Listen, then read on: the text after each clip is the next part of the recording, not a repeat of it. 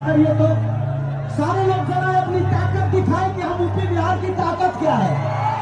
सारे लोग जरा वही दिवाली, आज दिवाली यहाँ दिखना चाहिए केरला में, सबके मोबाइल का फ्लैश चलना चाहिए।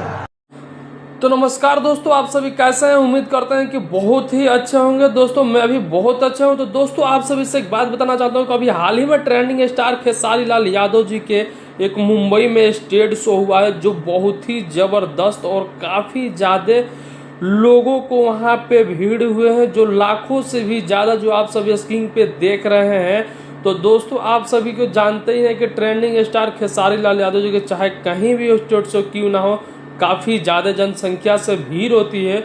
और यहीं पे काजल राघवानी के ऊपर जो एक सॉन्ग आया था कि बदनाम तोहरे से, उस सॉन्ग को भी खेसारी लाल यादव जी स्टेज शो पे फिल्म किए हैं।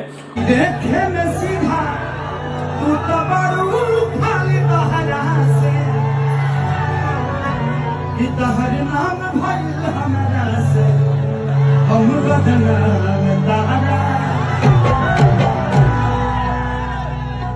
और दोस्तों मैं सबसे बात ये बताना चाहता हूँ कि लोग चाहे कोई भी बोले पावर यहीं से शुरू होला यहीं से ख़त्म, बट आप लोग बताइए कि पावर कहाँ से चालू हो रहा है।